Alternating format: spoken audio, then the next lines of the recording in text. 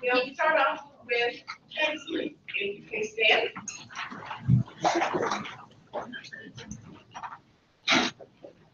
I pledge allegiance to the flag of the United States of America and to the republic for which it stands, one nation, under God, indivisible, with liberty and justice for all.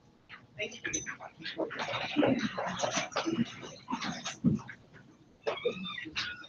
Okay, we'll start off with a little housekeeping.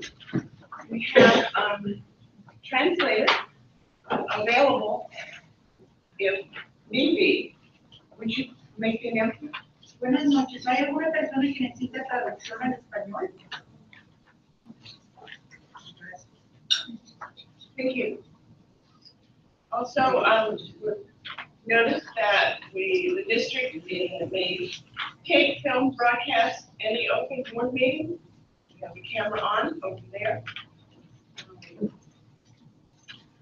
Let's see. So,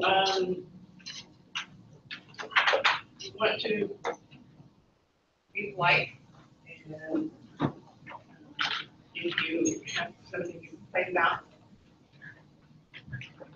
and it pertains to an individual, you want to make sure that you go through the proper complaint rather than broadcasting.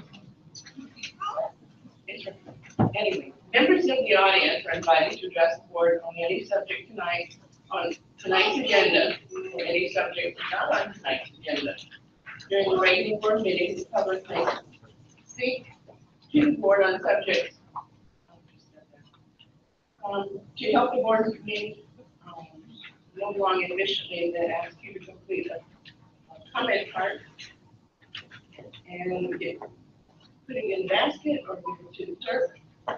And prior to, if you're going to, your item is not on the agenda, then we will call for a general public comment. If it's on the agenda, we will call for your comments when we get to that item. We allow 3 minutes per individual to speak to the board, and with a total of 15 minutes, public input. With board consent, the president may increase and decrease the allotted time of the presentation depending on the topic and the number of persons wishing to be heard. If there's more than 15 minutes worth of comments, then we'll take a poll of speakers on one particular item, and those for and against, those people that have something new and unique, just please speak and not repeat the same thing. So, and if you have any complaints, work with the complaint officer, the superintendent about the complaint process. That's housekeeping. You know your housekeeping. That's why you have clean things. Okay, tonight we have community staff recognition. You want to take over? Sure. We'll actually let Gabe do our first one.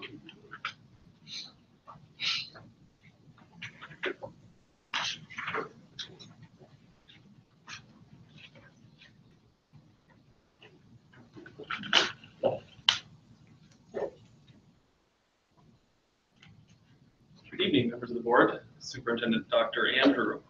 So this evening, I would like to recognize our wonderful student nutrition manager, Ann Pennington.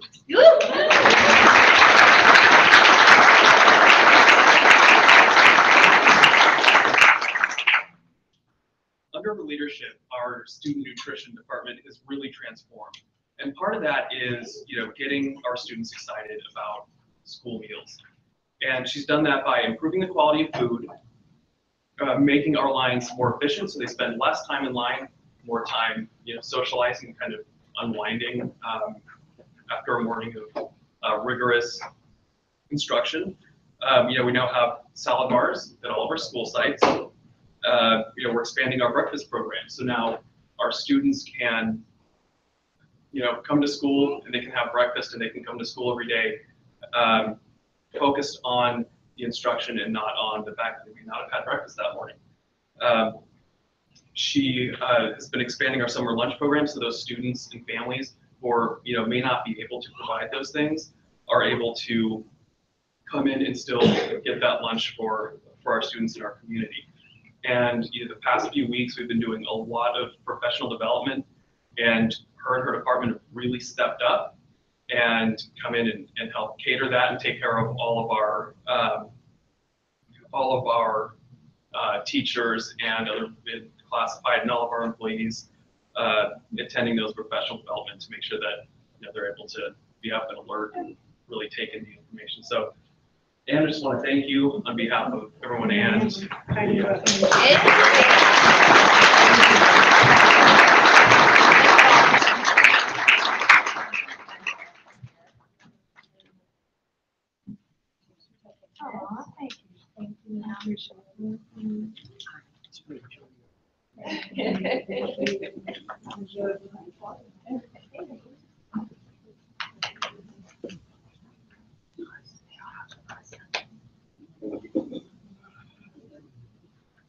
I'll shake your hand. I guess I'll give you a hug too. No. Thank you, Andrew. We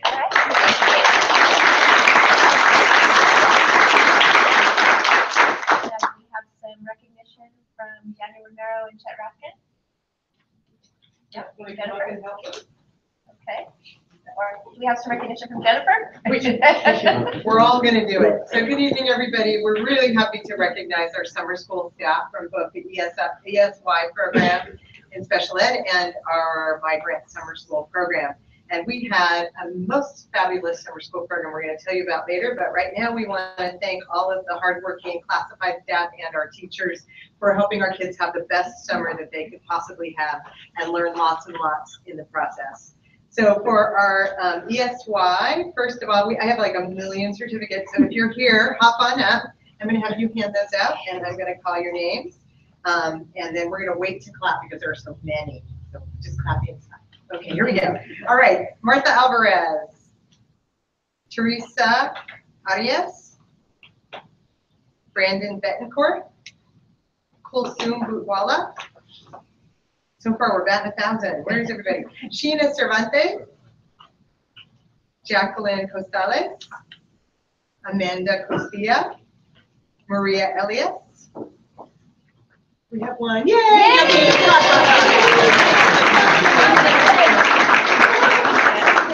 thank you. Come this way. Yay, Thank you so much. Thank you. Brenda Ellis, Jackie Fisher, Beverly Foster, Linda Franklin, Maria Gonzalez. Oh, sorry, I thought I had one. Maria Gonzalez.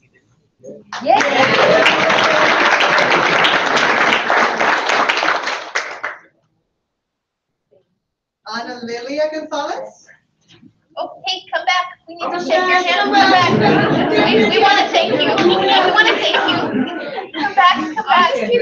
Thank you so much for your service. Josefina Henry. Josefina. Maria Hernandez. Connie Hilton. Starla Larios. Cindy Leon. Gaz Lopez. Cecilia Nolasco Martinez.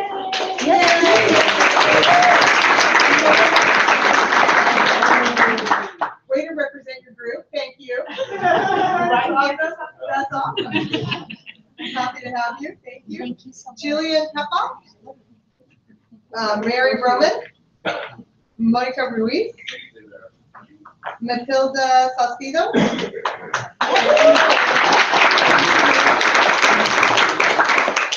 Awesome. Susan Valencia. Joshua Vasquez. I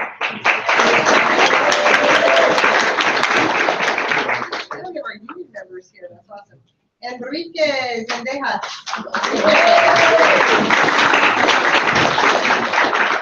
And Sandy Zuniga. Fabulous. All right, we're moving on to our ESY teachers. A smaller but very important group. Nicole Alvarez. Louise Calanta. I'm sorry if I'm not saying your name right. Caleb Ellison. Joel Miades. Linda Gazumi. Selena Olga. Carolyn Ojeda. Cheryl Rios. Oh,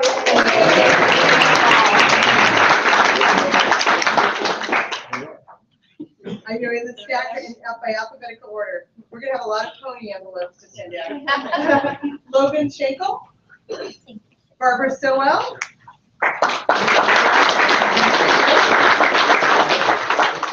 Chris Thompson. Christopher Thompson. Steve Vasquez. Thank you, Barbara. May Wadahara.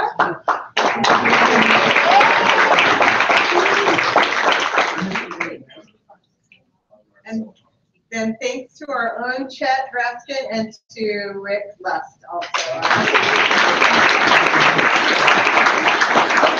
and that was only half of them. This is quite an operation, I can tell you. All right, here we go. Our migrant classified staff, we also had migrant summer school this summer, and here they come. Okay, Stephanie Camacho, Margie Del Real, Marlene Juarez, Sylvia Sandoval,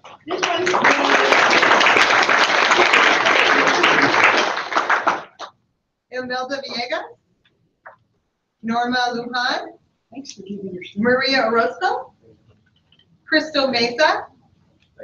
Yes.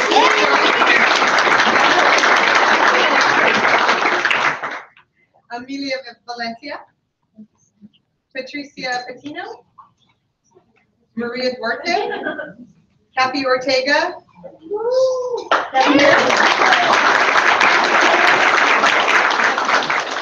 Sheila Gonzalez,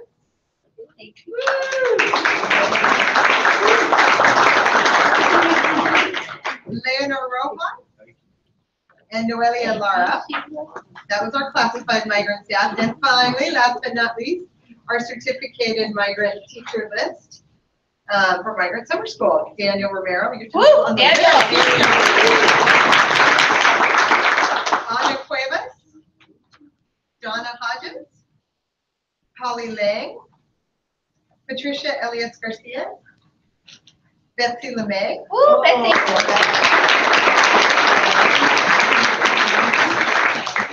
Janet Raper, Marcia Cuellar, Rosa Garcia, Mark Lang.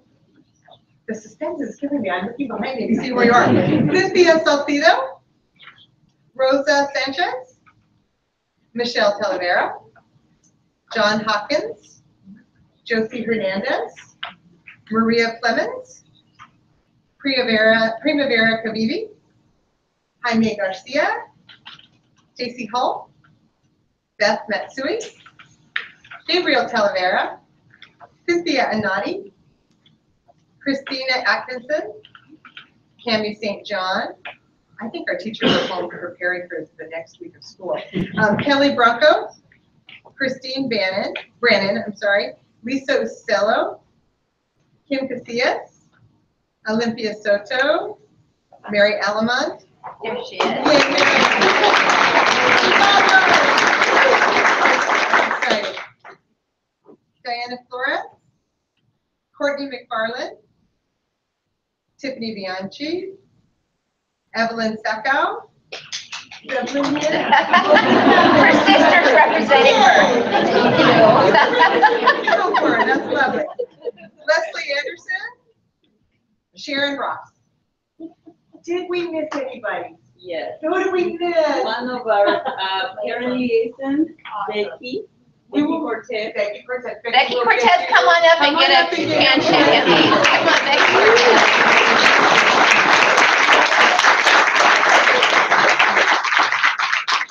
Thank you for your service.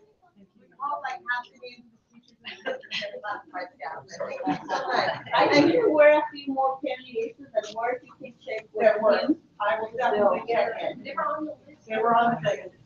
It was, as you can tell, it was a very long list, so I'm sorry if we missed them, but we will make sure we get certificates to them. And I just again wanted to thank you because I got to visit summer school a couple times and it was amazing. And the kids were so happy and they learned so much. And you can see some of the beautiful results of that work up here from our students. So thanks to all of you for making that happen. Thank you.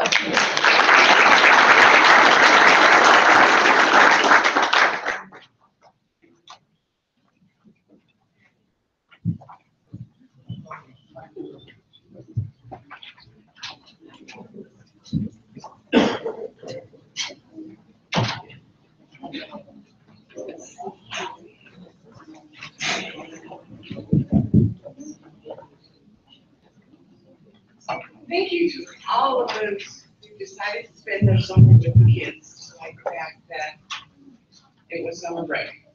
Really appreciate what you did to do. Okay, we're gonna move on and move to approve the agenda.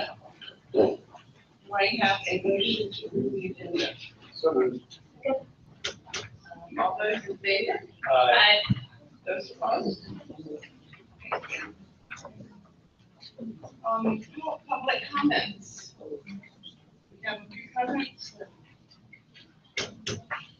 Oh. Yes. Yeah.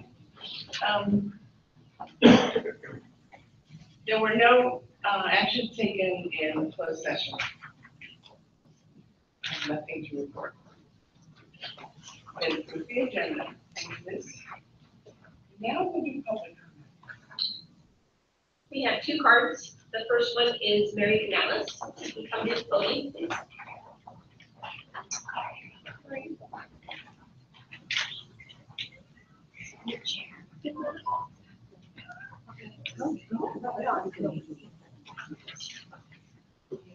Good evening, board members. My concern is, the first few days of school, we were told that we needed to do a rotational system at our school. This was all new to us. And I'm speaking for all the, it's 5 pairs there. And we were told that we would start the rotation with the class that you were assigned. Then we go to wherever they would assign us. At this point, we have an SBC 4 in 5th grade, and we have 3 physically handicapped kids. At first, we were all nervous. It was like we've never dealt with a physically, handicapped child at that point. Okay, but then we thought, okay, rotational, we'll go ahead and do it. We had to do it. So, as far as the rotational, we're learning it because that way we can become, we get to know each other's positions, right? And so we can all be cross-trained. And eventually they're going to decide whether or not we're going to continue with the rotation or we're assigned, a child or a class. We all thought about it, and at this point, the feedback that we're getting is that the teachers and the students aren't happy with it. Because I'm already getting kids that I was there for the first 3 days that thought I was going to be in that class, coming up to me, are you coming back? Are you coming back? I was like, when are you coming back? I can't tell them that.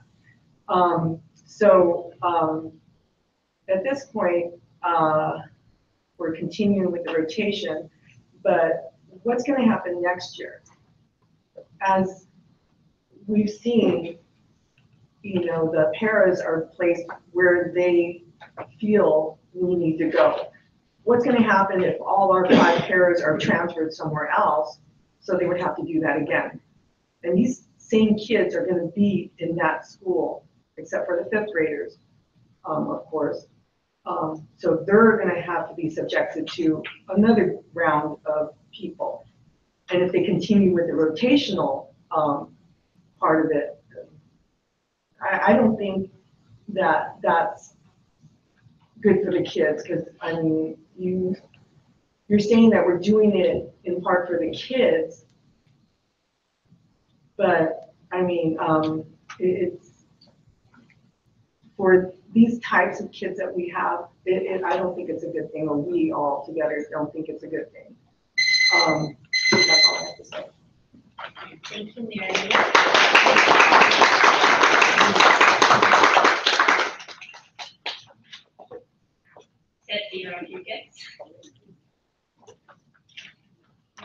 Good evening, Superintendent DeSandro, board.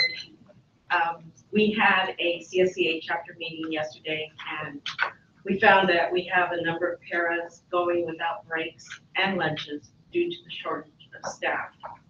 They are committed to the children and unable to leave them unattended.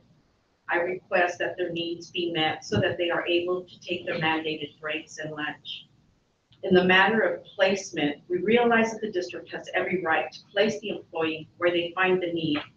What we request is that the employee's strengths and experience are taken into account in these placements. And also, we got to remember that all of this is for the benefit of the children. If the children are happy and the employee is happy, we're going to have good results. And that's basically what we want. Thank you. Thank you.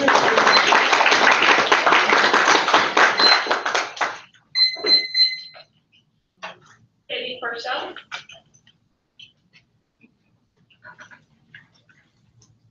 Good evening, board members, Dr. Andrew. My name is Debbie Parcell. I teach at Rancho San Justo Middle School, and I teach mathematics. When I started at the school in 1997, I went to the principal when I first got hired and I said, where can I find a computer? Because I had already started using computers already before I came to this district.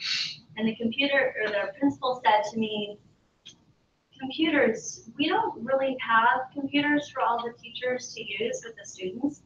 It was so new, and we have really done a lot of growth in that area. And I've been really impressed with what I've seen the district doing. At the beginning of last school year, at the beginning of the school breakfast, Dr. Andrew had talked to the district about the interest in going one-to-one for computers for our students to use and getting all teachers Google certified. So many of the teachers at Rancho San Justo have gone to the effort to get ourselves Google certified. In our math department, we have 4 teachers. We have 2 7th grade and 2 8th grade math teachers. And we got our Chrome cards on Friday because we had the reconstruction over the summer. So they had the cards stored here. So we got our cards back on Friday. And right now, currently, Deb Armstrong and myself teach, we have classes that are above 30, up to 37 in her class, and up to 36 in mine. We got a card to share that has 29 computers. So I'm not quite sure how we're going to be able to best utilize our skills and have the students be able to utilize this equipment for our department. The other 2 teachers also have class sizes at 36, and they are sharing a cart of 30. So we're not quite sure how to get our classroom started, which we really are anxious to do and very excited to do. We have a ton of support curriculum that we like to use. We like to use Kahoots and IXL and lots of engaging skill-based programs that help boost the skills of our students while they're learning the curriculum that we have for them. And it also helps us differentiate quite a bit. So there's quite a few that we use, very engaging activities, but unless they're one-to-one in our classrooms, we really can't use it. The 2 of us can't share 29 computers. So I'm just asking today for the school board and people to be aware of the situation. And it's pretty much school-wide. A lot of people are being asked to share cards of fewer than what we have. So I'm just asking for maybe solutions and some help. Can I ask you a clarifying question? Are we the first to hear that? No. Okay, thank you. This is the first I'm hearing of it. I'll tell you that. So we started with the chain of command with Manny and a tech ticket, and I don't know where else that goes beyond that, and our principal. And so that's kind of where we are, but it's already day 7 and it doesn't seem like a lot, but we really want to get started. I just want to make sure that we're not hearing. Yeah. This is the first school district is hearing. Thank you. Thanks so much. Thank you. Joshua Bassett.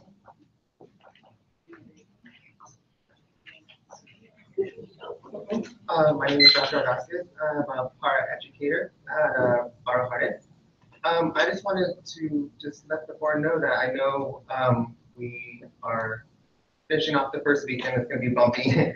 We all just do this for the kids. But we also have to worry about the safety. For some of us, we are really shorthanded in the classrooms where it's one teacher, one para, where it can help, but sometimes we lose track of the kids and there's not enough help and not enough supervision if the kids get hurt, and we have to escort one to the office or help them if they're having a meltdown or hurting another child. There's only one other para there that's going to handle a few amount of children, whether it's 7, 8, or so. And we just want to make sure that the kids are well taken care of. We had another student that had a little reaction to peanuts, and we didn't know he was that severe until he started swelling up like a Macy's Day balloon. So we are just really concerned that we don't have enough eyes on our children, and we are not getting enough breaks and lunches in time for our staff to have those breaks needed, whether it's a teacher or a paraeducator, we still would like that time away to unwind. I just wanted to bring that up to the board to let them know, it's more of a safety issue for our children because we want them to love to want to come to school and want to feel safe. And for the past few weeks, it's kind of hard and, our little ones are kind of suffering because they don't want to come back because, some of them, feel left out. So I just wanted to bring that up to the board. Thank you. Thank you.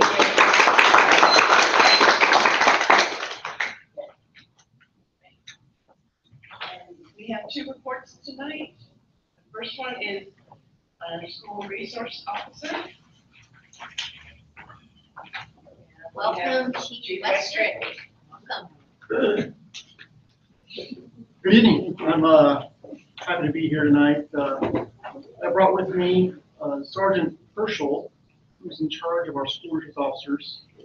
As you know, you have 2 Walter School District, and Samuel High has 1 as well.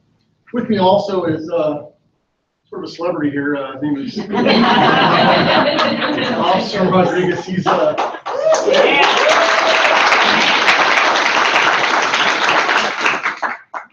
of your SROs, and he's been doing it for this is your 3rd year or 4th year? I think this is about 2 years, and then about 6 years ago when it was right. Right. So he has a lot of experience at your schools, and many of your staff love his work. So I know there's a couple of questions, and one of the questions we had was their schedule and sort of what they do on a daily period. So we would I'll bring up Sergeant Purcell to explain it to you. And if you have any questions, you of course can ask those questions at that. So basically on the scheduling issue, a typical day for our SROs may include traffic control, crate program, responding to calls, foot patrol. And they kind of rotate that on any given day. So is there any specific questions regarding that? Yeah, a typical day for today. Yeah, sure. So just tell me what time they left, or they show up at one of our schools and start doing their thing. Give me It's typically around 8 o'clock. They show up. They start saying maybe they'll do traffic. If they have some grade program classes scheduled, or start doing that. Or basically foot patrol or responding to calls. Okay, so I apologize, but since I requested this, I guess I'll. So I guess what I'm trying to get my arms around. So let's say they show up. We actually have to pick school out around. School starts at what time? 8:35. 8:35. So what time would you start being there when you're doing traffic control? And are you on our campus or are you out on the road? Well, they generally start out on the road around the camp, around the schools, a little before 8:15, 8:10. Okay. Right. Okay. Now, so school. So drop off time and pick up time. Okay. So, and again, for Officer Rodriguez, because you're the manager, right? Yes. Okay. So can I ask him the question? Please. So tell me what you did today. Okay. Well, first of all, thank you for having me. This is the first school board meeting I've been at. It's wonderful so far. So, no, so sir, it all depends, but looking at it with no calls for service and nothing pending and not teaching grade, my typical day starts with doing traffic around drop-off time at any given school. And so that's what I want to stop you saying. If I don't have, you said calls for service. Correct. And by the way, I love the SRO program. Don't get me wrong. we want to be totally transparent and let you know what we do. But when you say if you don't have service calls, are there service calls for us or service calls for? No, for the schools. There's actually a lot of calls for services that get generated by the schools on any given day, but you can't really pin down. We get a lot of calls in the morning. We get a lot of calls during lunch. It just you can't predict that. Okay. So with nothing like that going on, in general, we'll pick a school, usually ones that are having complaints about traffic issues during pickup time or drop-off time. Myself and my partner might concentrate on one school.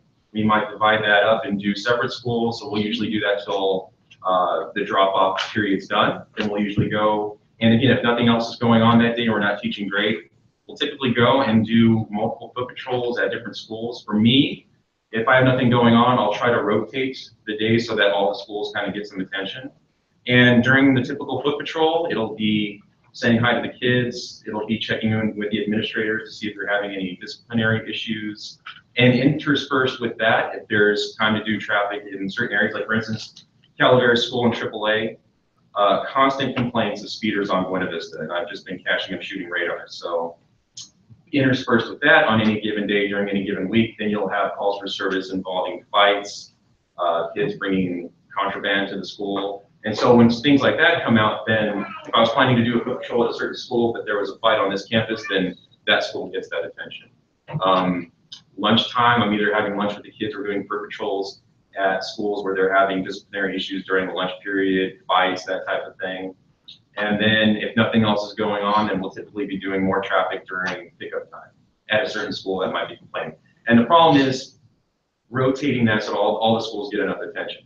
But for today, for instance, I taught great all day, so my voice is a little shot, but that's what I did today. But tomorrow I'll be back doing the regular SRO patrol. So in your opinion, where are you getting the most bang for the buck? And where I'm coming from on this is, I'm very adamant that when kids are in the classroom, those that are there to learn, I want them learning how to teach. And the academic part to go on. And I look at the SRO program as helping that effort. And I guess my question is we getting the most bang for our buck with you teaching is it great? Or visiting, being on the campus and being that physical presence that is allowing learning to occur everywhere else? I would say, in my honest opinion, if you have one officer trying to do both things for all these schools, that would probably be a little bit too much. But since we have two officers and we've worked out our schedules so that at any given time, if I'm teaching grade, my partner, Officer Aguilera, is out patrolling and vice versa, then I feel everything's kind of, the distribution of work is distributed properly and everybody's getting the attention that they need. So I think it's working out great so far, and I think great. But I think with that division of labor and the fact that at any given time, except for certain days, we'll both be out patrolling, I think it's going to work just fine. So do we have an SRO 5 days a week available to us? At any given time, there's 2 SROs on duty at any given time in the school district, and that includes Officer Guevara at the high school. Okay. So, okay. And could you take a guess? So, full disclosure. And there's something I wanted to add too. No. So, I work from home a lot, and I always have to have noise on, so I listen to the free scanner as chief. So I get to hear a lot of what's going on. And my main concern is when something is happening on our campus that you guys are right there, as quick as you can. How often are you pulled off of SRO duty because there's something else going on in the city not related to us? The only time that ever happens is when we're talking about something approaching a critical incident. So anytime an officer's safety is involved, I'm going to leave and go help, pretty much. Aside from that, if we're talking a fairly routine call for service, anything of that nature, probably going to stay at the school, basically. Okay. And just one other thing I wanted to add that we are doing is since last year, we've been doing a lot of extensive lockdown training with all the schools and as well as the lockdown drills, and that's been going really great, really well. I think I remember what the GREAT program is, but can you refresh my memory? So it stands for Gang Resistance Education and Training. And so it's taught to 4th graders and middle schoolers, and it's not about trying to teach them about gangs, trying to teach them about colors or symbols. It's about giving them the tools that they need to resist that kind of lifestyle. So it's for the 4th graders, it's 6 weeks. For the middle schoolers, it's 13 weeks. And it's talking about decision-making, anger management, communication skills, just kind of all the skills that they're going to need to be successful in life. And it's been proven through this course that I want to say the probability of a child joining a gang goes down by almost 40%.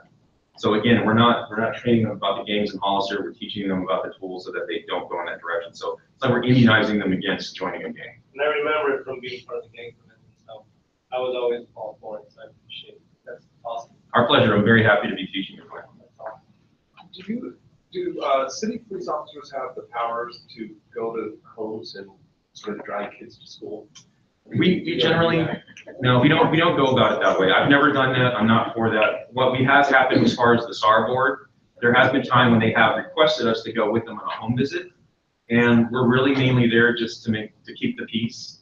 Because I'm sure there's times when parents, don't like that the school board folks are there to take the kids to school, but can't say that I've ever dragged a child to school. I've been there to support the school board employee when they've gone.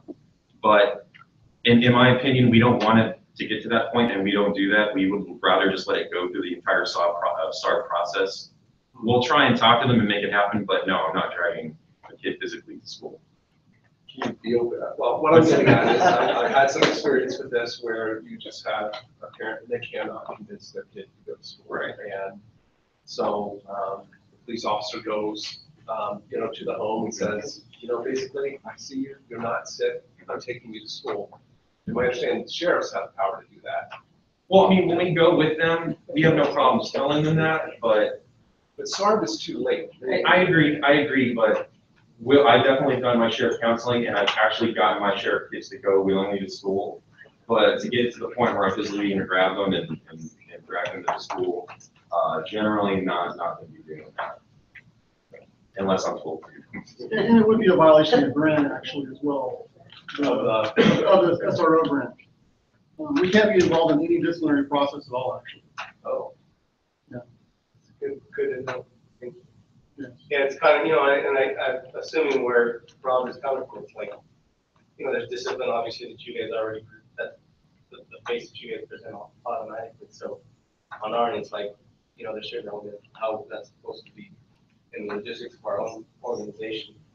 And then how that ties together, who has authority, where is there like maybe a little bit of a gray area. Right. And just because of an added value with this agreement that we have with the district, we had it almost 5 years now, I think. You get sort of an added value of, and this is a concern I think that Mr. Bronski had, was that if there's that point where you have your SRO busy with a call and another call comes up and the other SRO is busy with the call, per your agreement, we can actually call in the San Benito one over, because we have a agreement with through both mutual agreements that allows that. And also, we can also call in our own patrol officers as well to assist whatever we can at the school district sites. I think I've shared this with Mr. Bronski as well. This year, we also were awarded a grant will allow us to do with our patrol officers and of course our school district officers do traffic control programming at our school sites, actually all of them, actually even the high school as well. So we're pretty excited about that. It's actually $70,000 just for overtime, just for that. And that's a new grant you got? Yeah, this year. Yeah. Okay. Well, I mean, my ideal world for an SRO officers would be a cop on every single campus, and kids would come to you, or teachers would come to you, but kids, you develop a relationship where kids would come to you and say something bad, that person does something bad in a locker room or in a bathroom or somewhere hidden, and they're comfortable enough to tell you in advance. Because the hardest things for me as a school board member to deal with is, expulsion hearings and things like that. You hear what's happening going, well, wait a minute, we have an SRO program, how come this wasn't stopped ahead of time? Or, whatever. Again, I'm in your camp. If I could have one of you. Right, I believe that's happening now with some cases, right? I agree. Yeah, that's actually happening now. It's not all the cases, of course, but we're actually having kids and parents and staff come to us proactively before the thing will happen. That's happened over the last 4 or 5 years at least. Especially with the bullying aspect also. So if you're concerned about rapport building, it's definitely there. So I agree with that. Questions? Yes, for me, I know we were having a lot of bomb threats, a lot of incidents at Maze. And so for me, that's a learning experience also for, our administration, our board, and how we can, figure out best practices to know how to either address it with our campus supervision, with, our staff, so that we're able to kind of detour that type of behavior. And like you said, have that support and that rapport, the confidence that, the kids who see it happening can come to an adult or our SRO to report it. Because I know, it's very disrupting. We shouldn't be focusing on that, as Rob said. We should be focusing on our kids learning and the parents feeling safe, our staff feeling safe, and especially our kids feeling safe. So what did you learn from those experiences? Well, we've had now, I think, the very first year we actually had one in the high school.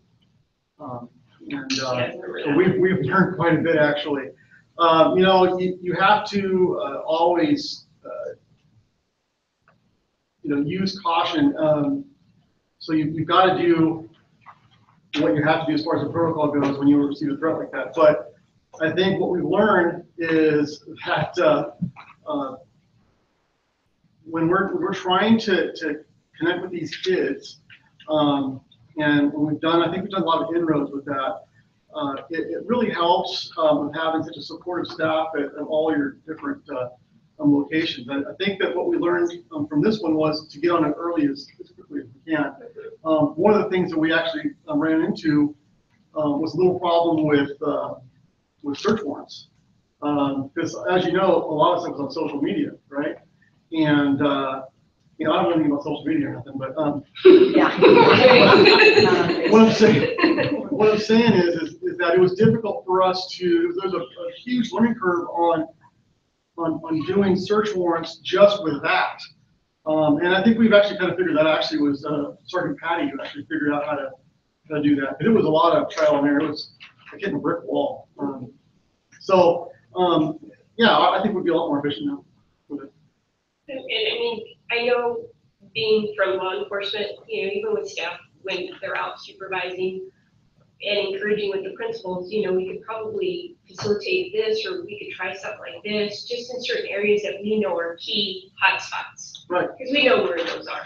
Right. And so it's just, maintaining that type of communication constantly with our staff so that we're able to address things before they happen. Right. And their eyes are key, because Right. that's their main thought is there. We're somewhere else, but I think getting them to get our principals, vice principals, who's ever dealing with discipline, and getting our support staff to work together to help, increase that environment and to feel safe for everyone. Right. I think the biggest communication tool, or the most profound one, is actually the students themselves. That's one of our biggest hopes, that we try to forge these great relationships with these kids. And honestly, they are the best source of information. Number one by far, not even close.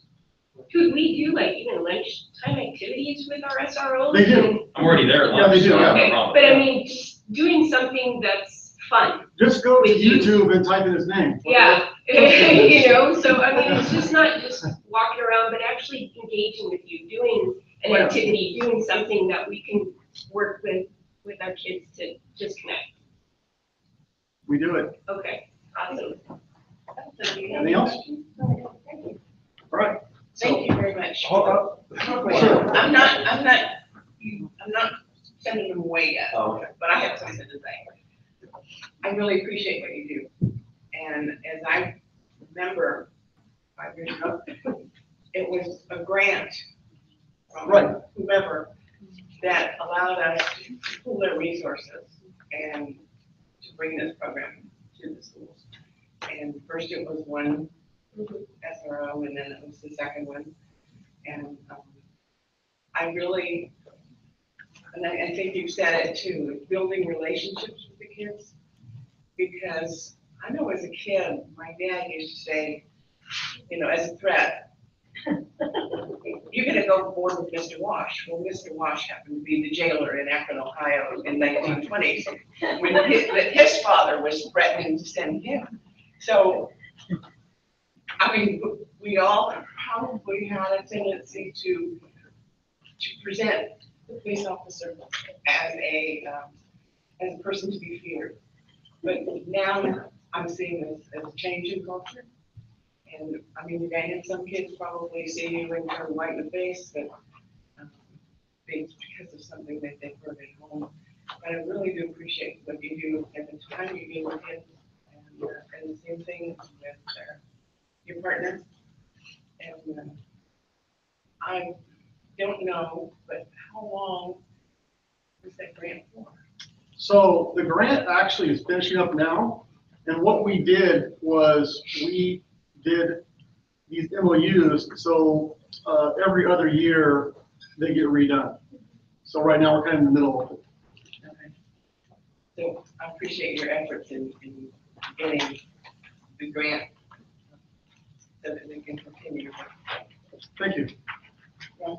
So the downside of us sitting up here and you there is it doesn't look like we're having a meeting, but we are. And if we were sitting at a coffee table at Starbucks and we were to ask you the question, is there anything more you need from us to do the SRO program better? You know, we actually talked about that a couple of times within our staff, and I don't think right now. What I try to do is at the end of the SRO's life, as and they're going to be reassigned, we do a debrief. Yeah. And I debriefed Sergeant Patty when he was an SRO, and you know, he was a big believer in great. He was a big believer in that constant communication. He would try to actually have a coffee with every single superintendent. I'm sorry, principal in the district. And he didn't have anything else. When the second one, it was actually Officer Aguilera, came on, it was really nice. You know, I could quote federal numbers, the 1,500 people average for a police officer. I don't think that really applies with a school district because you already have staff on hand at each school, and we have police officers on the street. So I don't think that number applies really. I think when I had a one-on-one conversation with Jill and Sergeant Herschel, weren't you indicating that like having a meeting place, a dedicated meeting place at each school would be helpful? That, I mean, we don't need to debate it now, but it's things like that. Anything we can do to make Officer Rodriguez's job better. Yeah, I think it's unique because there's so many different locations here that it would be difficult. But yeah, it would be nice to have a landing spot for anything. And I think that most of the schools actually will just give them a little spot to do their whatever they need to do. Usually conference will place there, but it would be nice to have. And I'm not sure what your setting is now, Carlos. But yeah, that's a good suggestion. I know that the high school has their own spot, but again, that's one campus. Yeah, I don't want to suggest. I want to hear from you guys if we need anything different. It's I don't know if it's high on my list, but it's something to think about, of course. Questions? Anyone else? Thank you all. Thank you. Thank you. All right. Appreciate it.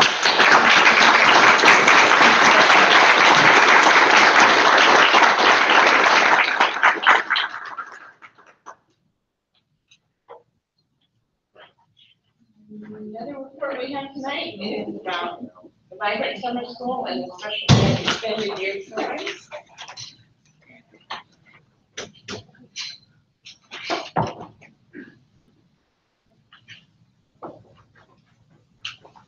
Good evening again. This time I'm not going to read 250 names, but I will read two.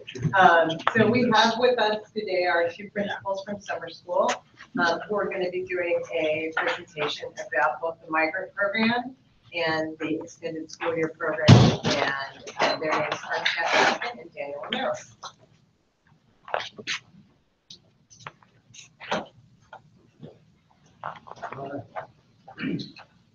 Good evening, members of the board and Dr. Andrew. I want to give you a presentation this evening about the extended school year portion of our presentation.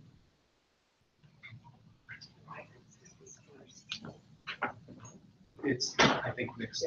Okay. So this year for the extended school year, we served 76 of our students in grades K through 7. And this was held at Lad Lane School. This included our moderate to severe special day class population, our mild to moderate special day students. It also included our students in a special day program, which we call the STEPS program, Specialized Therapeutic Education Program and Supports. And also, when students had that written into their IEP for speech and language support, those services continued, as well as adaptive PE.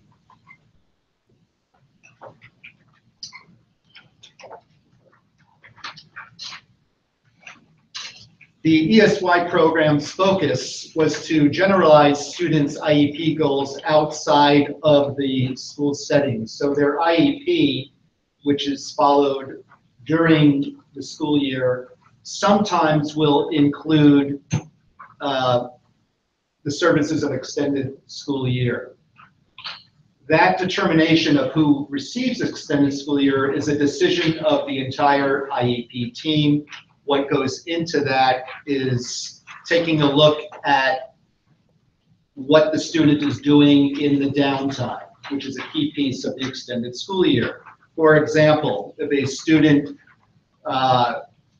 parent reports that during winter recess, spring recess, times off from school, depending on what's going on, the team might decide to include extended school year so that the skills that the student is learning is not lost during the summer. And that's the primary focus of extended school year. It is not to be teaching new skills, but to reinforce skills that have already been taught so that our students don't drop back. So the program is rich, or we try to make it rich in experiential learning opportunities, including students using money to purchase tickets, practicing appropriate social skills in public, expressing their wants and needs in retail establishments. The extended school year field trips and special events, we were very, very fortunate. We leveraged a lot of the efforts of the migrant summer program. So when the migrant folks were putting together some activities, they were opening it up to our students in special needs who were also on the same campus, and that was wonderful. So our students got to participate in all of these activities that you see on the screen. Our teachers were also responsible for creating them. Like we recognized earlier, the success of the program is largely because of the people behind me here, the paras, the classified staff, and our teachers and our specialists. The success of it is, they take the credit. Oh. Now when we speak of success and data points, the data that is collected throughout the school year for a student's IEP. We're looking at their goals, measurable goals, to make sure that our students in fact are progressing. The program itself, the ESY program, it is not a data collection piece at that time. What we're looking to do again is reinforce previously taught skills, and the consensus is it was another successful year for ESY.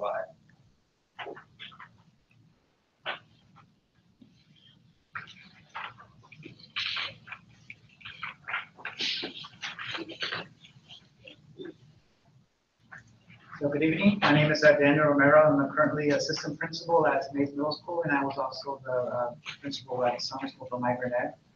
I just wanted to say, I know we've already recognized the staff, but I just want to say they did a great job in the summertime. I was very fortunate to have them walking into a classroom every day. I mean, kids were excited to be there. Staff was happy. I mean, they came with a, whenever there's some type of event going on, they always had solutions to if we had an issue. So I just want to say I was fortunate to have them. I was also honored to be the Migrant Summer School principal. As a former Hall School District student, I was also a migrant student here in the district, and I also attended the summer school every year. So for me to be a principal at this program was such a great honor to be a part of. So this summer, we actually had 410 students attended TK to 7th grade. We had 67 students on the packet program, and we had 47 students, preschoolers attended the K Readiness Academy, and we had 26 graders attend the summer camp at Walden West. So those students were actually got to go for a whole entire week, and they were able to. It was all paid for. It was at Saratoga. Great trip. Everyone loved it, from the people who chaperoned it to the students who went. It was a great trip, and hopefully maybe we can get all the sixth graders to go next year. Free breakfast and lunches provided by Anne and her crew. They did a great job. They're making sure every student was had a lunch and snack. So I got to say, they had hats off to them.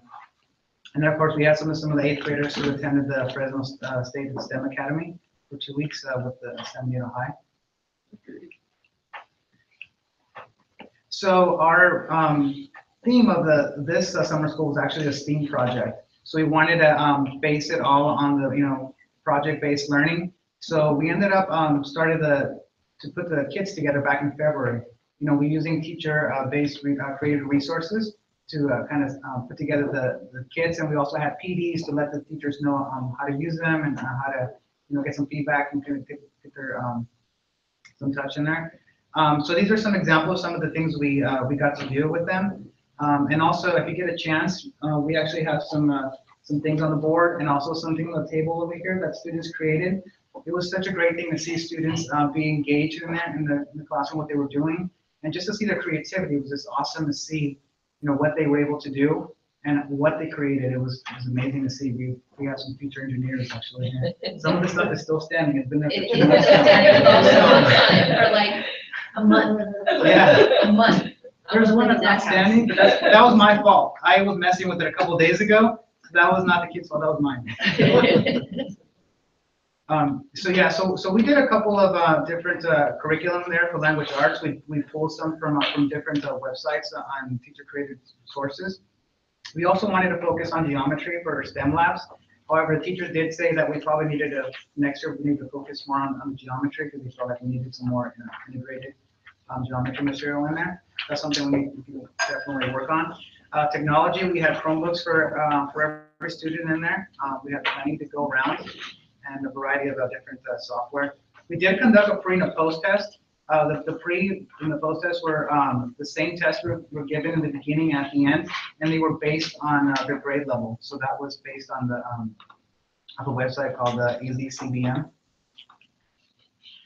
So some of the field trips that we did were all based on the tech, on the STEAM concept. So the Tech Museum, Discovery Museum were also, they got to go and do some of the tech challenges that were very similar to what some of the project that they were doing on this campus. So it was actually really nice to see the students that be able to go and do the tech challenge and be able to be creative and see things differently in different ways. So it was nice. Also, all the other things that we did, these were all things from the community. We didn't pay for a single thing. Everything was, the community came out and participated in every single event. So hats off to them. They were able to put this together. So and expose our students to different things that were going on in the community that they're probably not aware of. So these are the results of the pre and the post test. As you can see, for language arts, we had a 17% growth, and that's from the pre-K all the way to 7th grade. Math only had a 7% growth, and again, that's something that we can definitely work on for next time. I'm sorry, what's that measurement period? So that was in the beginning of the summer school, we did the pre-test, and then towards the very end, the last few days, we did the post-test to see what, what was Is that the about 4 weeks between? 4 weeks? Okay. And just go back, I also want it noted that, to the data, that in math, you started out higher than you started out in language arts, which is the language, for sure. But Oh, right. even though you only had a 7% growth, you went from 67 to 74. I mean, that's, to be commended. Yes. Yeah. All right, I think, one last thing, I want to highlight the people that were behind the scenes in this. Lenore Rojas, Maria Duarte, and also Noelia from Transportation. They were the people that were behind, setting up this whole entire summer school back in February. So I wanted to give a shout out to them. Thank you. Tim O'Connor? Yeah. Tim O'Connor.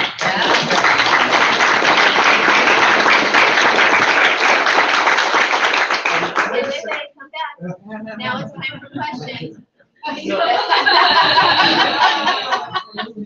No, when you're sitting up here, some things are easier to ask questions about and to react to because there's data or someone like me can identify with it more, but I don't want it to go, the ESY program, I mean, you can't give us any data on the extended school year, but the fact that you had 76 students and that you're either teaching them or reinforcing kids that have difficulties to do things like express one's needs in detail and stuff like that. I just want to let you know that it's not forgotten up here how hard that is and how meaningful, it also, it is.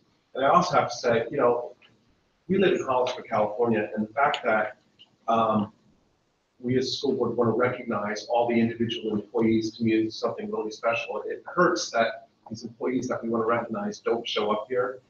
I mean, I have a daughter who's a high school teacher in a 60,000 student thing. The school board takes the time out to recognize them, they don't. But all of the employees that are doing this, you do have a special place here in our community. I just want to make sure, you know it. That's just outstanding. So, and in my program, the results show that you're making a huge contribution to their advancement in the community. And Daniel, you need to be proud. Yeah.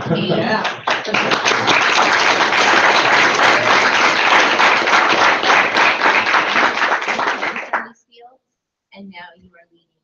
Yeah, that's a lot to be proud of. That's not for my mind. So nice work.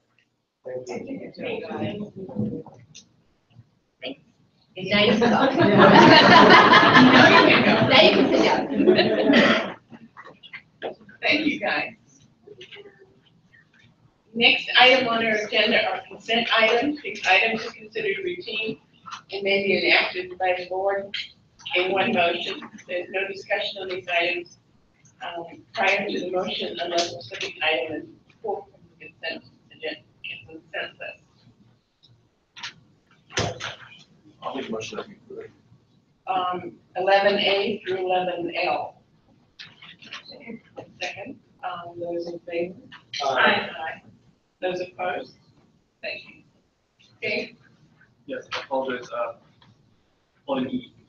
I'm sorry? 11E. Did you have to pull it? She said 11A through L. Yes, 11E. We're going Yeah, they just approved it. What's the issue? I'm in the motion to. Okay, it's already been approved. All right, so if we have to come back as staff and do something else, we're gonna have to do that later. All right?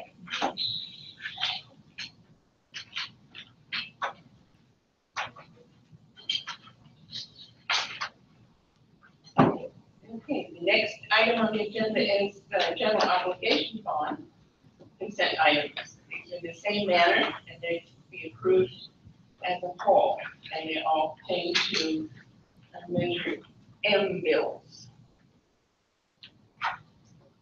So, 12A through 12K. I'll make a motion that we approve them. Is that it? Okay. All those in favor? Aye. Those opposed? Thank you. You can pay your bills now.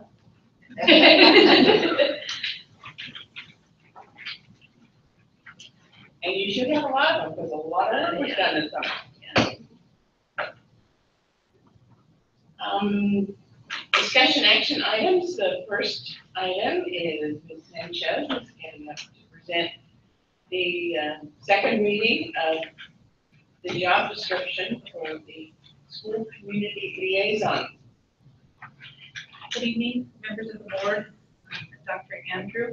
I'm here tonight to present the second reading of the school community liaison reclassified job description. As you recall, at our last board meeting, we approved the first reading.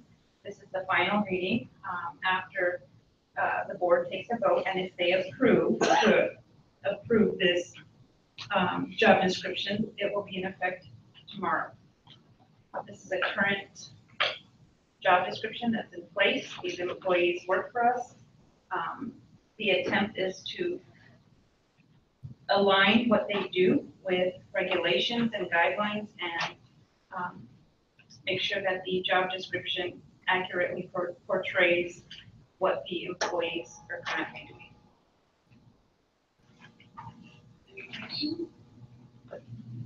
I make a motion to approve. Second. Those in favor? Aye. Those opposed? Thank you. Thank you.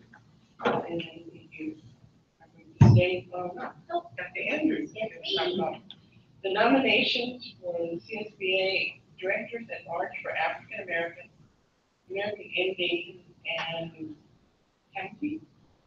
For African American and American Indian and County. Do we have any nominations that we would like to put forward to CSBA for a director that could represent the African American or an American Indian and county candidate?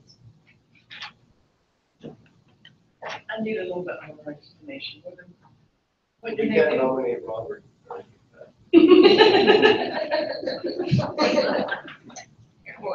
It works with, the position will work with CSBA. So CSBA has the directors at large, they have a director board.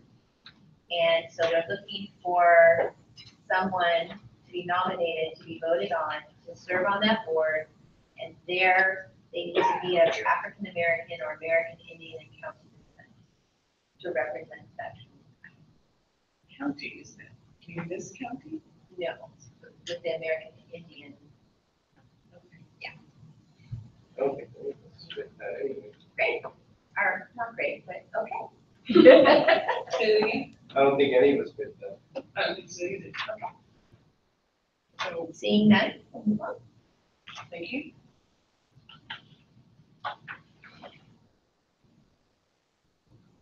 The next one is approval of AR 1340, access to district records policy, the second reading. Andrew. Yes, so do you mind if I take here? Okay.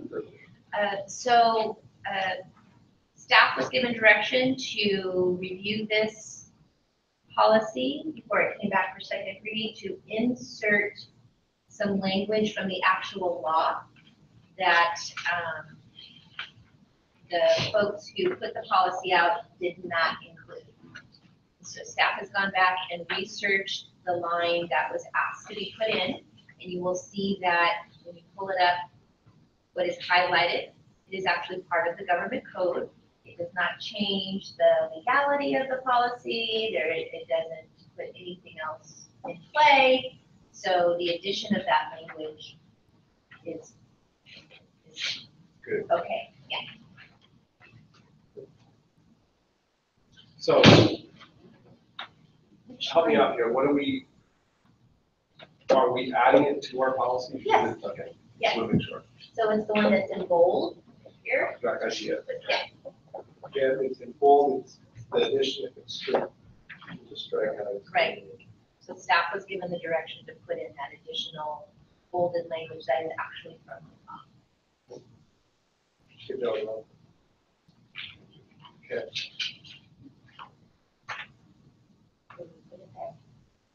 So elected members and officers. So elected members and officers will be like board members or officers. Well, I understood that because we were like, I wasn't sure. Other people. Okay. Any questions? Okay, I'll entertain a motion to approve the second reading of AR 1340. I'll make the motion. All those in favor? Aye. Those opposed? Okay. And the second is the approval of AR 4119.11, sexual harassment, first reading. So staff was given direction to go back and compare our sexual harassment policy of, actually the administrative regulation here for personnel as well as students. And to make sure that both personnel and student sexual harassment policy was aligned, that rights that were given to students were rights that were given to personnel and vice versa. So staff actually looked at both board policy and the ARs to both to make sure that things were equal, and we have found that to be true. There is some more explicit language in students about reporting, and there's more explicit language in personnel about the responsibility of supervisors to make sure that they have a sexual harassment-free environment and training. But there's training and education included in the student one, and there's reporting included in the personnel one. There is not anything that this group gets it and this group doesn't. I think it was just more age appropriate in dealing with students versus dealing with personnel. But otherwise, they're the same. So the policy that we're looking at in the system here, this is still the personnel one. Yes. So, okay. And don't take this the wrong way, but so you're asking us to go in good faith, that the other one is where the students are covered. Yes, because that's what the direction I was given. Okay. And I Was to I go found and the compare website, it. looked at it, so. Right, to go and to compare those, and I'm saying that I looked not only at the ARs of both the personnel and the student, but also the VPs, the actual board policy. So that the complete package of sexual harassment with students and the complete package of sexual harassment of personnel is highlighted different colors side by side, Post-its. All right. Yes. Well, thank you for doing that, because I just don't ever want to lose sight that students come first. And we're going to protect them most of all. And employees are right there, right there. But I just want to make sure we can protect them. Right. In regard to this, they're both covered. There's one section in it that, after having read it twice or three times before, it's down towards the end of the bottom of the top page. Prohibited sexual harassment also includes conduct which is regardless of whether it is or not is motivated by sexual desire. It is so severe and pervasive as to unreasonably interfere with a victim's work performance and creating an intimidating, hostile, and offensive work environment. So in my head, that's saying it may not be dirty pictures and innuendos, it may be just continually harassing. I ran into a situation when I was working where I had one of the microbiologists said that she had this doctor that was hanging out in our hallway, and our hallway was hallway to nowhere. So if you were there, you were either heading to the microbiology lab or you were lost. But he kept showing up. So she kept changing her work patterns, and she was upset about it. And I mean, that he did not overtly do anything. He'd asked her out a few times, but still that created really uncomfortable working experience. I think that the biggest learning for staff over the last few years around sexual harassment and when we're given training is it's about how the person perceives it. It's not so much about the person that that's not what I meant. that, this is what this meant. But if the person on the other end perceives it as sexual harassment, that's going to take precedence over whether you can say, well, that wasn't my intent. I wasn't leering at that person. This picture actually means this. Even some sort of pictures that look like a mountain or, something else, they could say, well, I can kind of see the sexual nature of that picture. Those things have to be considered because it's everyone's workplace. So the laws have changed in that it is how it's perceived more than what what at the intent was. So to me, this says, it's not just women being women or men being men, and this is how we're wired. This is how this is perceived to me, and I feel harassed by it. So if someone is in that situation, do bring it to their supervisor? You have to. Yeah. They bring it to their HR, they bring it to their supervisor. Yeah. How does it avoid false accusation?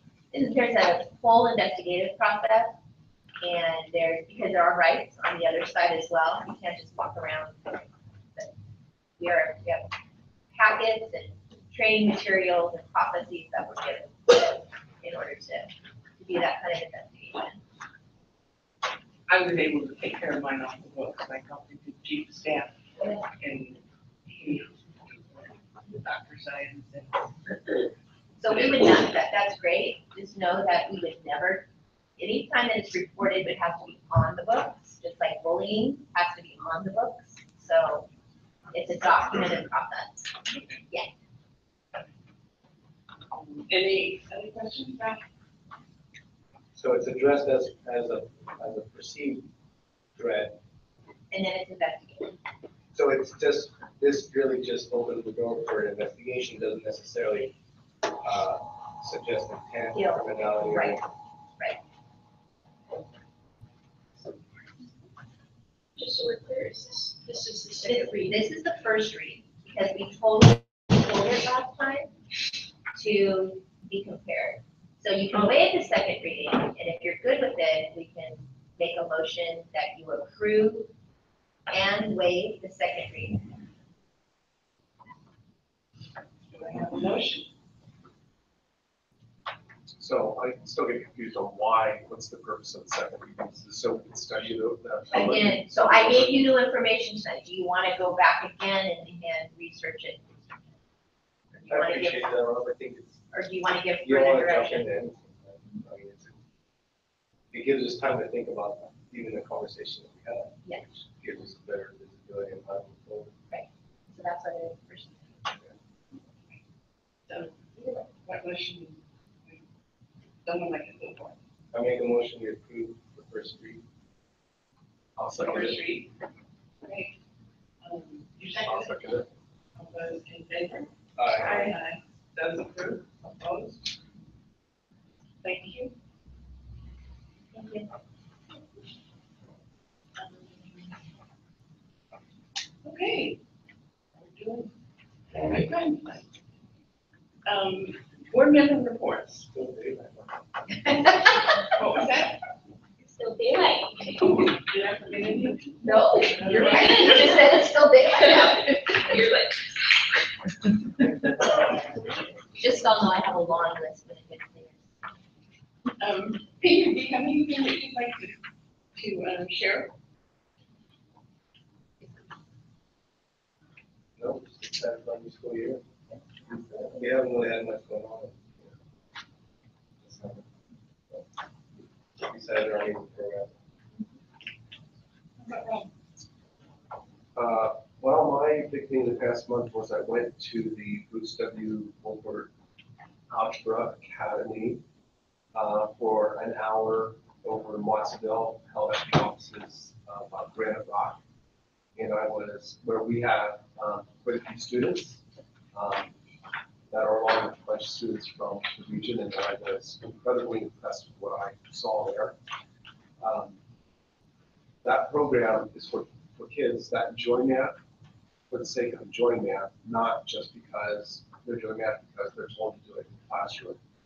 And I love programs like that, just like I like programs that address the lower spectrum of academics in our school system, because we're getting all the kids involved one way or another in enrichment. So it really was good, and I know that Lisa's trying to expand it. You know, I don't want to get details of that. I was also at the welcome back breakfast, as I think some others were, and I was very, very impressed with that, having all of our employees in one place and seeing them pay attention is just phenomenal. The only thing I'd like to address is just remember we are one community, and we are trying to get our enrollment up because lots of good things happen as a result. And I did see in some social media that there were some people posting real time that they didn't want to be there. These are school district employees. Really want to discourage that happening. It is a great time anytime we're all together, and we're trying to work towards a common goal, and getting those meetings. Lots of successful corporations do those a few times a year. So I hope that we can continue doing things like that. And when people think what they're presenting out there to the world, do they want us to look like, you know, oh, I'm in the Hollister School District, or wow, I'm not the Hollister School District. I prefer wow, you know, but it was a very good program, and I thank Lisa and the others that were encouraging board members to be there over and over again, because it was worthy of me seeing it. Hey, and that's, that, I didn't know that. And I'm too disappointed that during work hours, people are posting that they don't want to be at work, and that they're not focused on what they are learning and the time that we put into learning. So that's not something that we encourage our employees to do during their work time. So thank you for bringing that to my attention. Definitely address that. It was a great program. And not everything runs perfectly. Nobody always wants to be there, but when we're communicating to the public, our employee, you know, whatever. That was just 1/10 of 1% of that event. It was a wonderful event, you know, to be at least with breakfast party. And we thank the chefs. You like your breakfast, yes? Well, I want to thank Elsa, though. She also came out on Friday with me to Sunny Slope with their wonderful barbecue that they had to welcome back their staff on the Friday workday. And it also walked over and with their welcoming staff back. So thank you for attending that with me.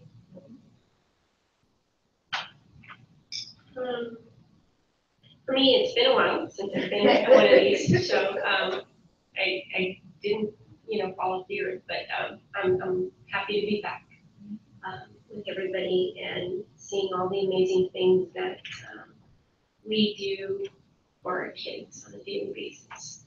You know, and the back to school, you know, with both of our union presidents addressing, you know, their members and the words that they spoke is very encouraging. It's empowering, because we know that a lot of what we do, especially when it comes from them and it comes from the heart, in focusing on what's important.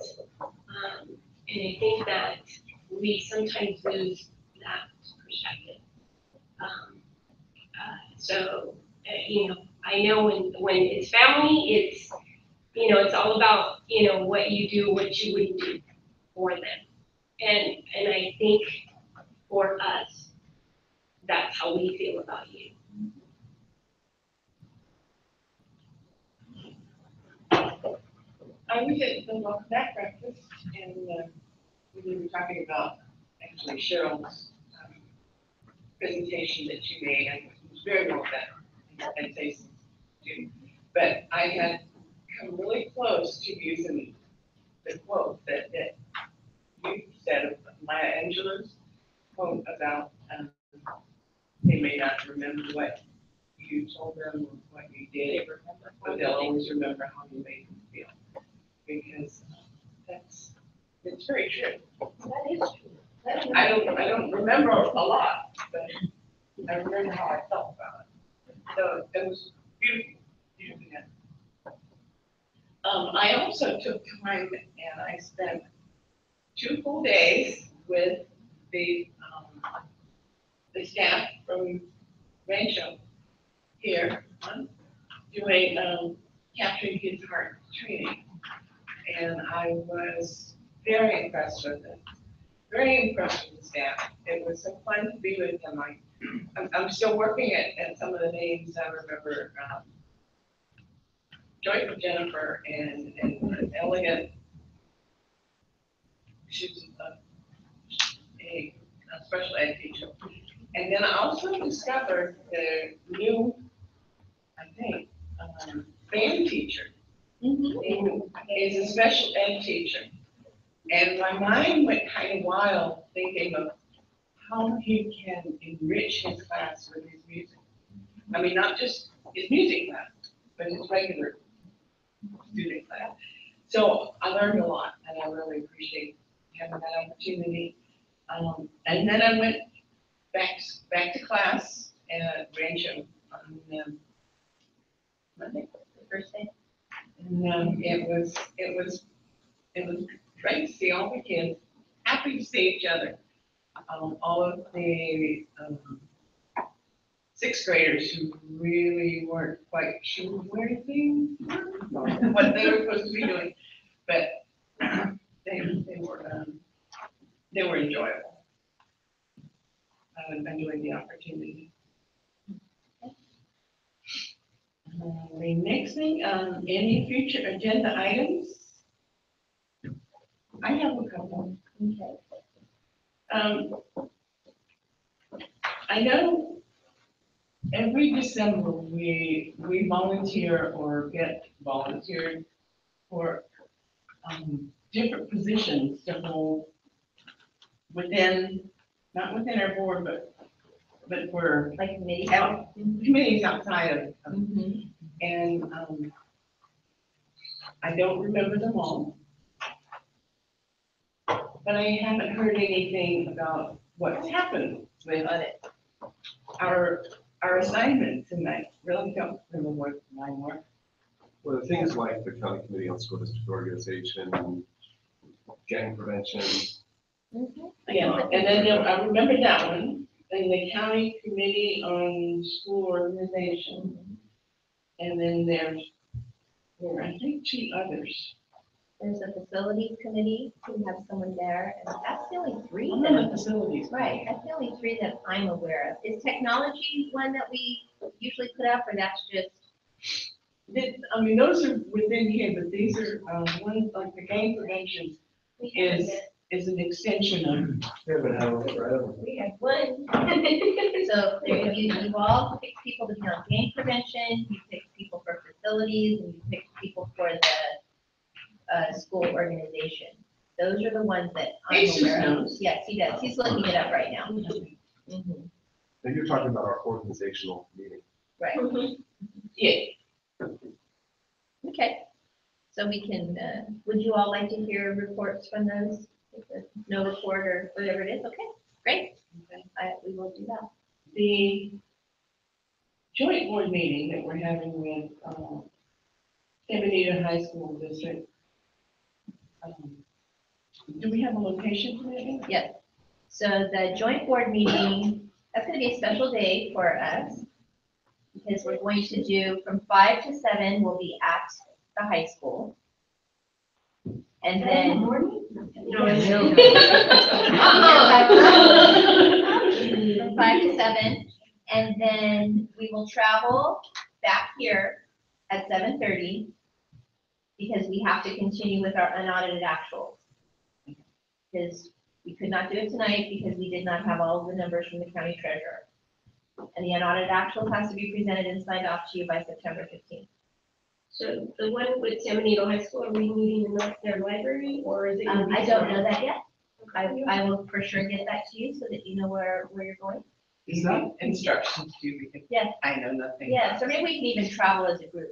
is that our only agenda item, is the other one the financial? Yes. So why don't we meet over there? It's in the district, in the cafeteria or something. We can, if you want to do that, I can ask them for a room. We will need to leave because they're gonna continue with their regular board meeting, but if you would like for me to ask for space there, it's also, I just want you to consider that our community, then we're asking them to go there to meet with our board.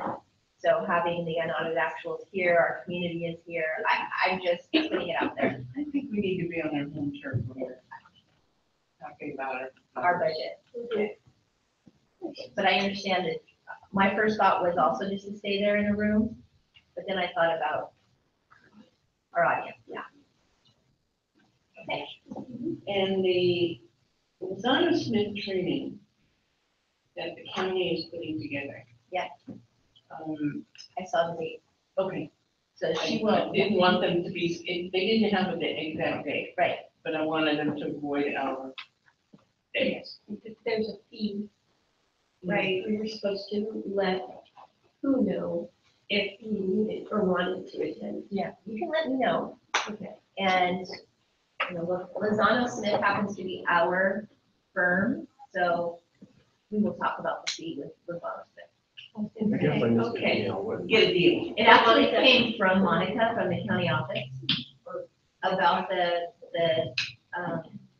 law update. I'll forward it. I'll put it also in our update.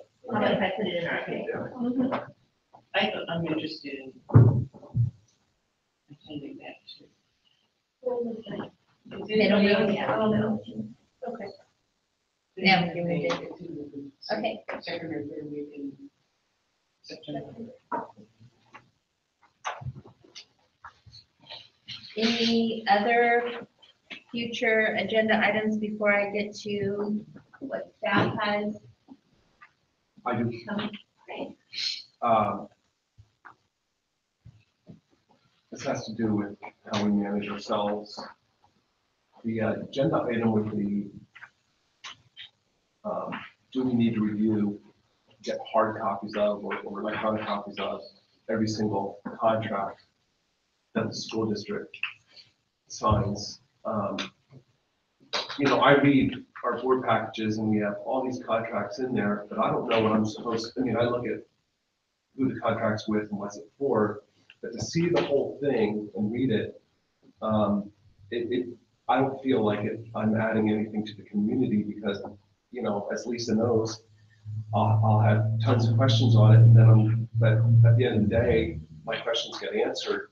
But I'm going, this is not really what I want to be spending my time doing, and I want to get your opinions on it, whether we can get a schedule of contracts and have them available to us, either when we ask for it from the district, or they have copies of them here where we ask for them in here.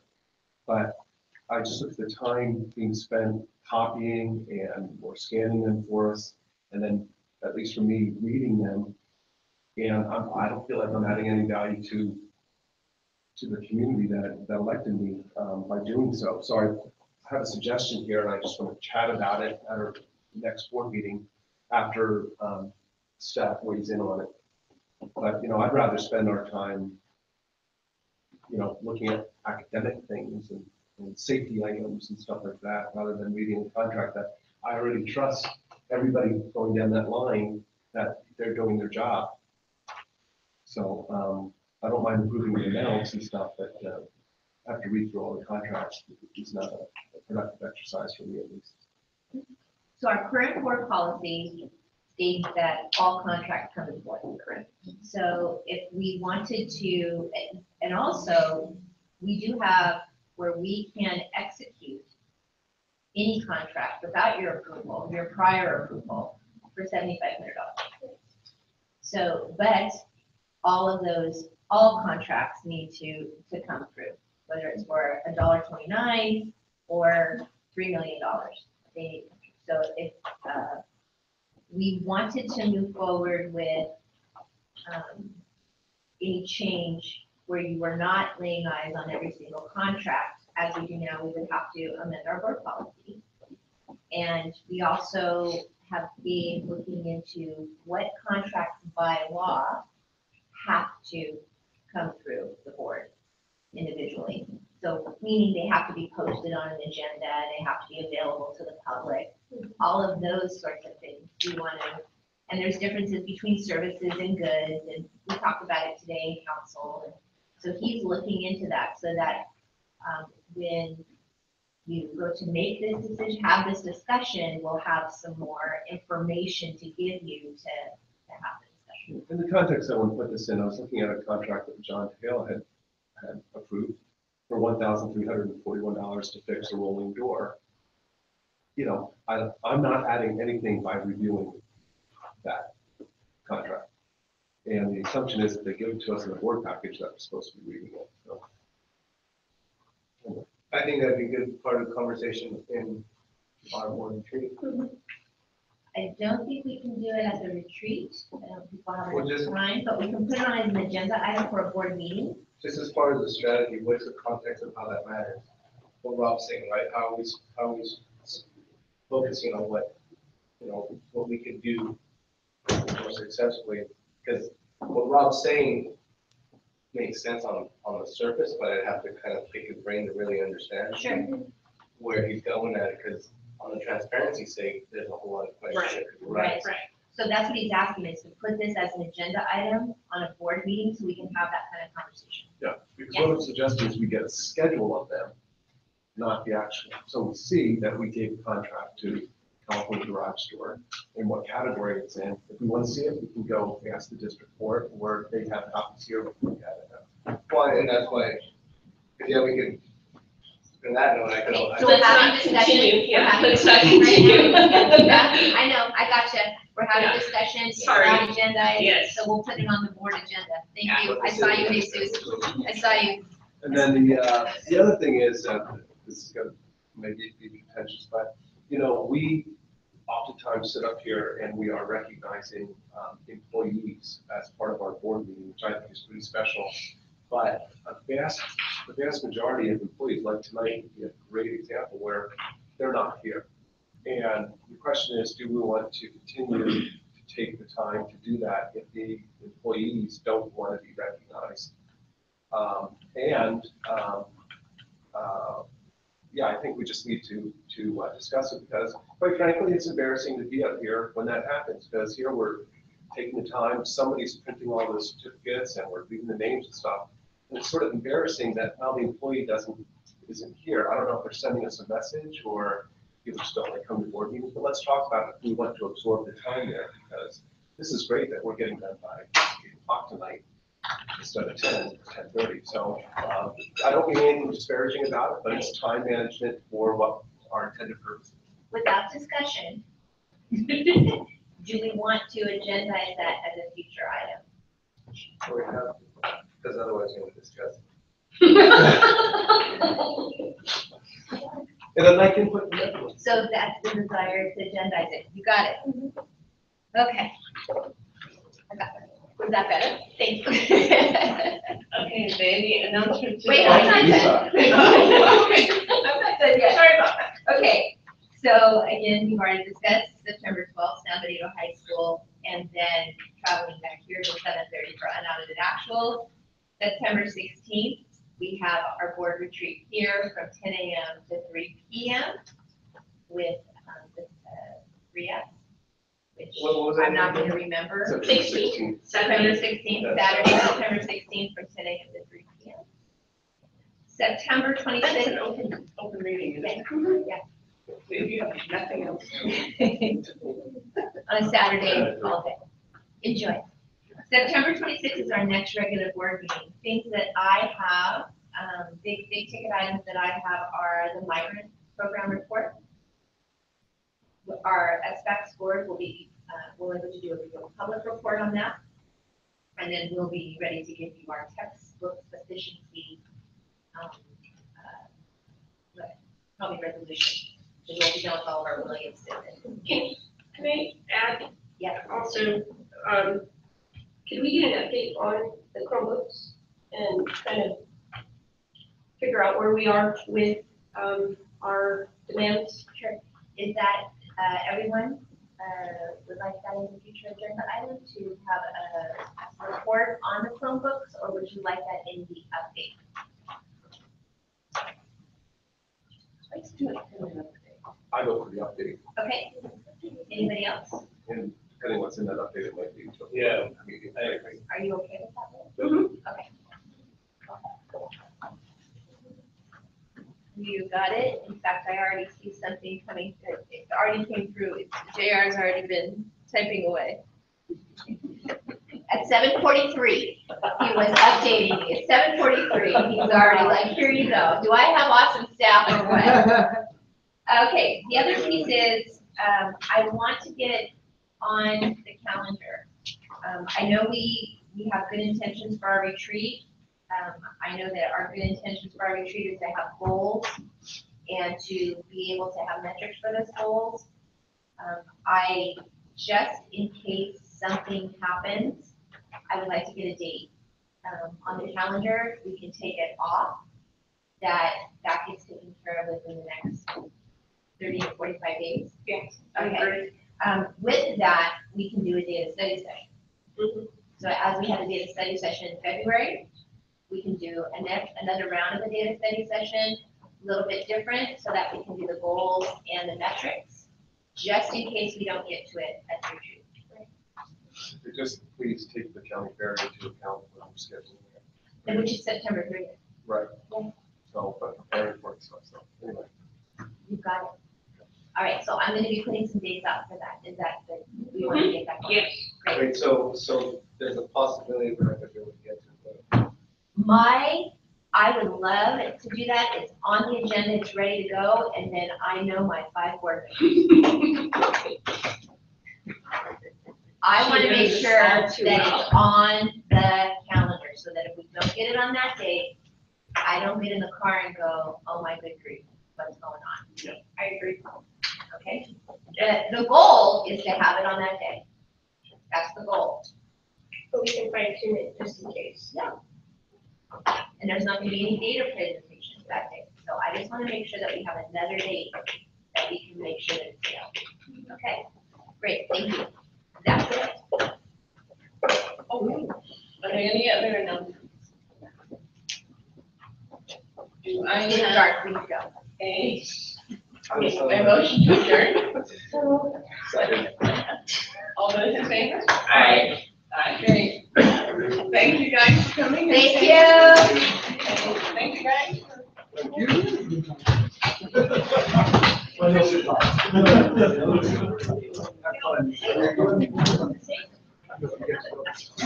I know. Are